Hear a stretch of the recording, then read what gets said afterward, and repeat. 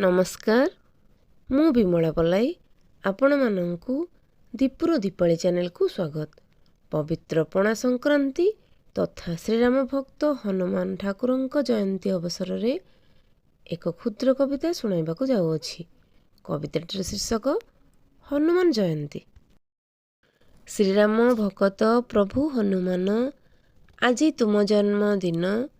ମାତା ଅଞ୍ଜନାଙ୍କ ତପସ୍ୟାର ଫଳ, ପବନ ନନ୍ଦନ ପ୍ରଭୁ ଶିବଙ୍କର ବରଦାନ। ଚୈତ୍ର ମାସ ପଣା ସଂକ୍ରାନ୍ତି ଦିନ, ରୁଦ୍ର ଅବତାର ନେଲ ଜନମ। ତୃତୀୟରେ ରାମାୟଣେ ତୁମରି ମହିମା, ଶ୍ରୀରାମଙ୍କ ଚରଣରେ ତୁମରି ପ୍ରତିମା।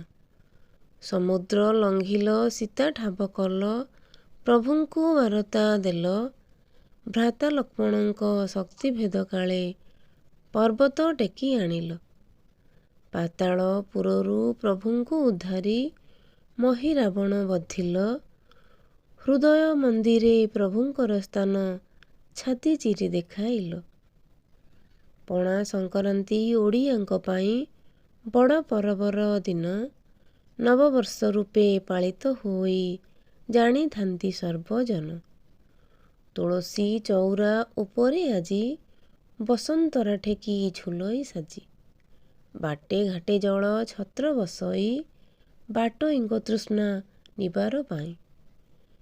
ବେଲ ଛେନାପଣା ତିଆରି ହୋଇ, ଦେଇ କଦଳୀ ନଡ଼ିଆ। ଆଜିର ଦିନର ପ୍ରସାଦ ହୋଇ, ଲାଗଇ ଭାରି ବଢ଼ିଆ। ହନୁମାନଙ୍କର ଜନମ ଜୟନ୍ତୀ, ଚୈତ୍ର ମାସ ସଂକ୍ରାନ୍ତି। ପାଳନ ହୋଇ ସବୁଠାରେ ଏହା, ଅଟେ ବିଷୁବ ସଂକ୍ରାନ୍ତି। ଶକ୍ତି ପୀଠ ଚଳ ଚଞ୍ଚଳ ହୋଇ, ଲାଗଇ ଚଇତି ମେଳା। ମହାବିଷୁବ ଏ ପଣା ସଂକ୍ରାନ୍ତିରେ, ପୁରି ଉଠୁଅଛି ଧରା। ପୁରି ଉଠୁଅଛି ଧରା। ଧନ୍ୟବାଦ। ଆପଣମାନଙ୍କୁ ଯଦି କବିତାଟି ଭଲ ଲାଗୁଥାଏ, ତେବେ ଭିଡ଼ିଓଟିକୁ ଲାଇକ୍ କମେଣ୍ଟ କରିବାକୁ ଭୁଲିବେ ନାହିଁ। ଚ୍ୟାନେଲରେ ନୂଆ ଥିଲେ ସବସ୍କ୍ରାଇବ୍ କରିଦିଅନ୍ତୁ।